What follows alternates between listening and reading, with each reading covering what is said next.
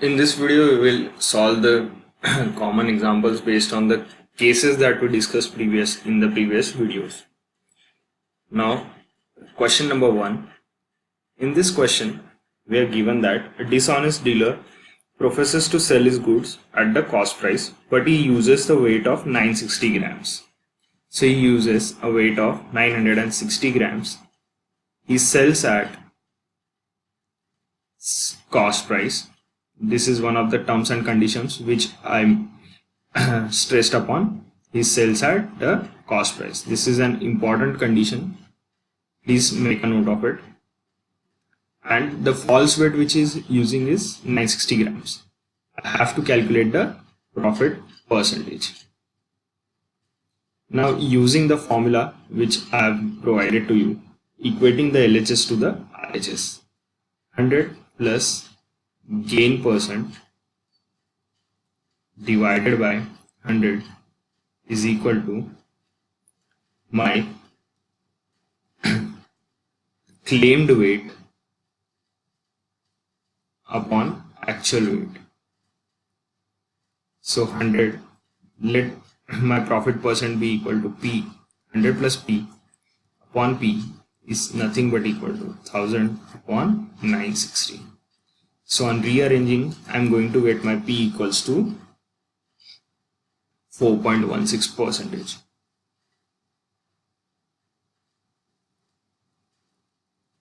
Now, if I have to solve this question logically, what I am going to use, let us say that he is selling 1 kg at 1000 rupee. So he is going to sell 1 gram at 1 rupee. I hope this is clear to all of you. So the cost price of 960 grams is equal to 960 rupees. And he is claiming to sell 1000 grams to the customers. So the selling price for 1000 gram is nothing but 1000 rupees. I hope this is clear. The customer thinks that he is getting 1000 grams. So the selling price is 1000 rupees. Now I have to calculate profit percentage, which is nothing but equal to SP minus CP upon CP multiplied by 100. So what I am going to get is 1000 minus 960 upon my cost price over here is 960, multiplying this by 100. So this is equal to 40 by 960 multiplied by 100. So this is equal to 4.16%. So as you can see, the answer comes same. Now in this question, all the data was pretty straightforward. So you can solve this question traditionally also with very much ease. But in some scenarios, the question data is not very easy to extract. So in that scenario, this formula helps a lot.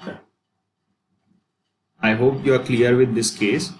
Now moving on, let us proceed to the next question.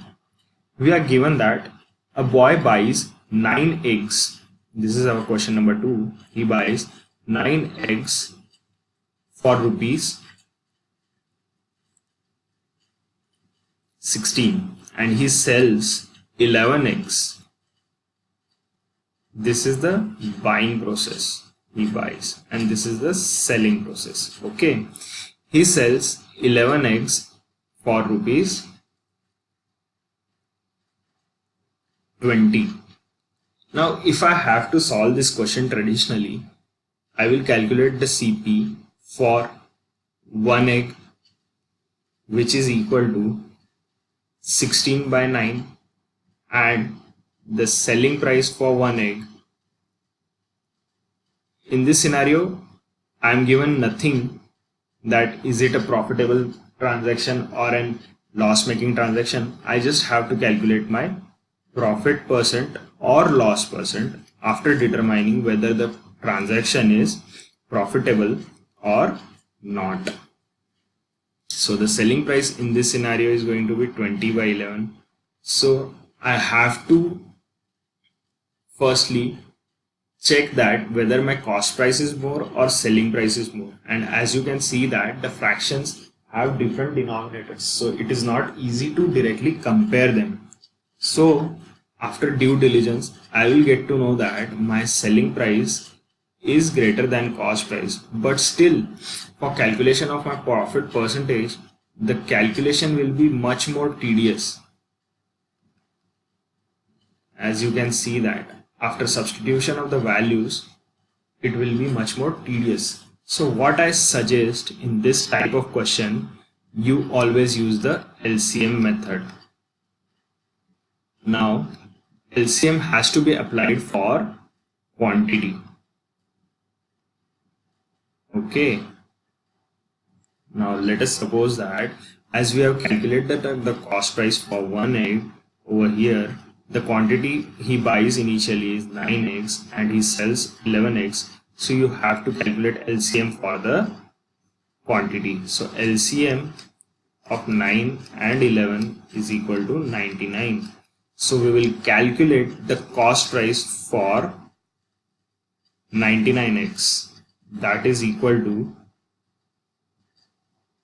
99 is the quantity, and for my cost price for one egg which I calculated is 16 by 9. So this is equal to 176, and my selling price for 99 eggs is 99 multiplied by 20 by 11. This is equal to 180. As you can see, I can directly say that this is a profitable transaction as my SP is greater than CP, and substituting these values over here, I am going to get this as 4 by 176 multiplied by 100. As you can see, the calculation becomes much more easier, which is equal to 2.272%. I hope you are taking a note of these questions, because I am covering all the types of questions which are basically repeated, and I am making you note a small calculation techniques also. These are going to save you a lot of time, and it will make your life easier, because these are the sums which are the sitters and which are must solve in the CAT as well as the non-CAT examinations.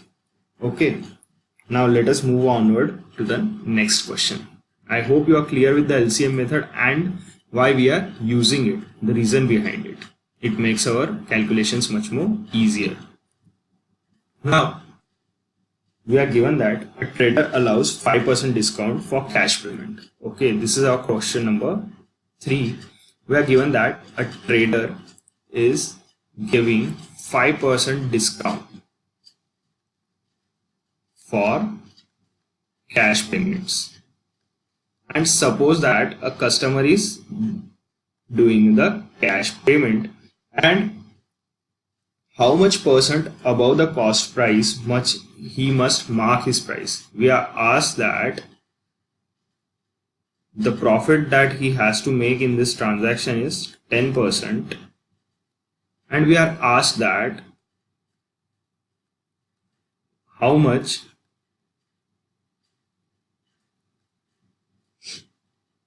percent above the cost price must he mark his product. Okay, so we have to calculate. Suppose this is my mark price, this is the one thing that I have to calculate. On giving a discount, this is my selling price and this will be my cost price. So in this transaction, from cost price to selling price, I must get 10%, and we have to calculate the discount. We are given that he gives a discount of 5%. I hope that you are getting the transaction or the given conditions carefully. Now let us suppose that, let's assume my CP is equal to 100 rupees. So my selling price is going to be 110, as there is a 10% profit. So the multiplication factor is going to be 1.1 multiplied by CP, that is equal to 1.1 multiplied by 100 equal to 110, which I have written over here. Now I have to calculate my mark price. Now we are given that on the mark price 5% discount is given. So let us suppose my mark price is x is equal to my mark price. So after giving discount, so in discount what happens is there is a price reduction. So for 5% discount, my multiplication factor is going to be 0.95. So 0.95 times of my mark price is equal to my selling price. I hope this equation is clear to all of you. We are provided that the trader offers 5% discount. So the 95% or 0.95 is the multiplication factor which arrives from this formula. This is the percentage sign. So my x is equal to 110 upon 0.95, which is equal to 115. In terms of mixed fraction, it is going to be 15 by 19, or in terms of decimal, this is equal to 115.7. I hope the concepts are getting clearer to all of you. Moving on to the next question. Over here we are given that the cost price, this is our fourth question, CP of 10 articles is equal to selling price of 9 articles. Calculate profit percentage. So in such scenarios, rather than taking the calculation in terms of variables, always assume some value for the cost price. Now let us suppose that the cost price for one article is equal to 1 rupee. So the CP for 10 articles is equal to 10 rupees. This is the CP for 10 articles. Now if I calculate my CP for 9 articles, it is going to be equal to 9 rupees. And as given in the question, the selling price for 9 articles is equal to cost price for 10 articles, that is equal to 10. So my selling price for 9 articles is equal to 10 rupees. So in this transaction, the profit is selling price minus the cost price, that is 10 minus 9, that is 1, upon the cost price, that is 9, multiplied this by 100. Now from the table of fractions to percentage, 1.9 is nothing but 11.11 percentage. This is a pretty straightforward question. Only the thing that you need to understand in this question is that assuming values for the cost price helps in some of the cases and it reduces our calculation process. Now moving onwards, we are given that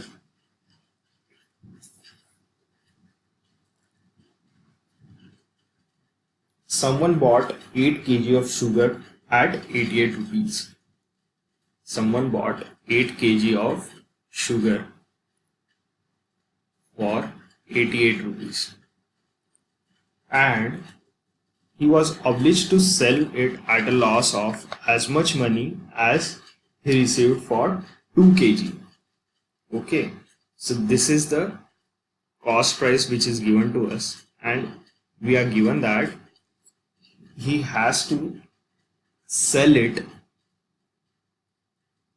at loss of as much money as he received for 2 kg, and we are asked that at what price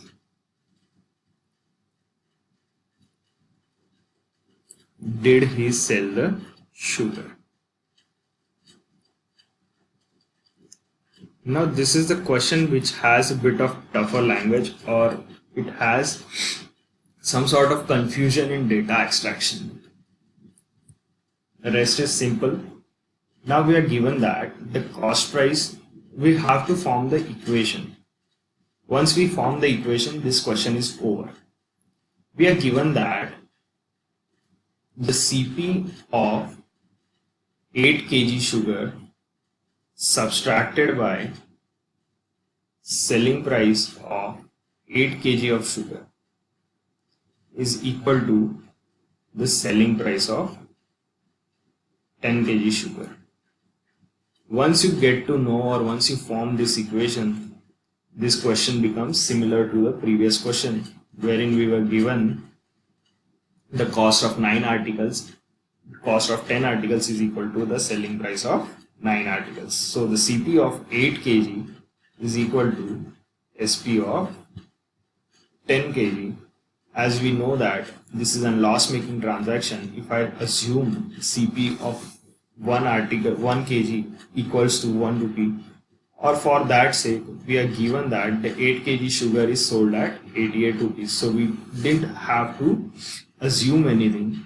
So the selling price of 10 kg is equal to 88 rupees or 8.8 rupee per kg, and my CP is equal to 88 by 8, that is equal to 11 rupee per kg. So the loss involved in this transaction is equal to 11 minus 8.8 upon the CP, that is 11 multiplied by 100. The rest is simple calculation. I hope this type of questions are clear. In this question we had to form this equation and just put the substituting the values is going to get you the answers. Okay.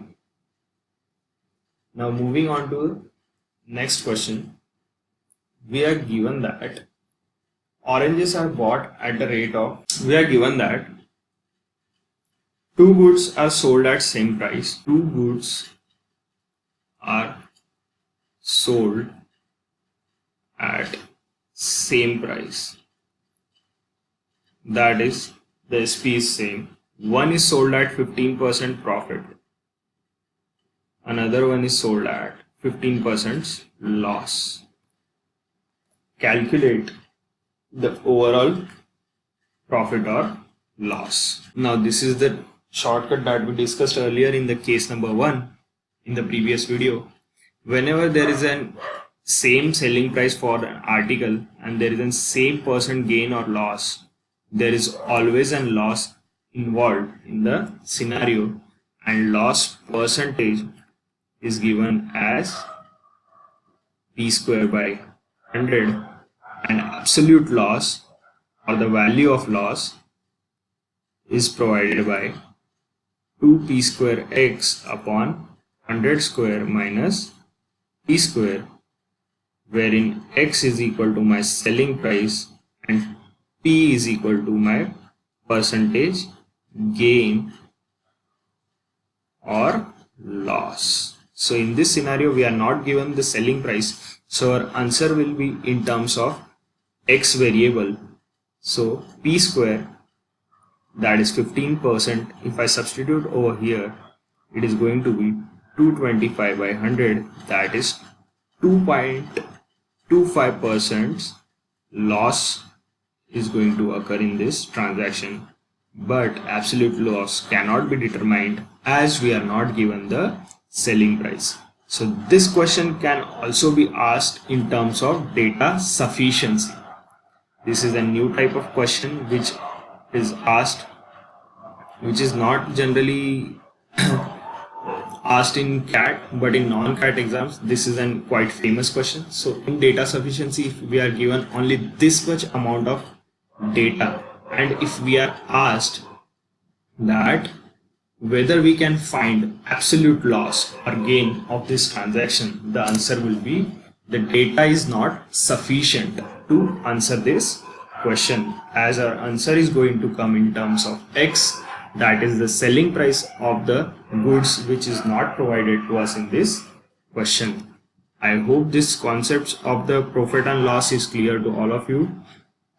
Now in the next videos we are going to solve the basic questions. Thank you.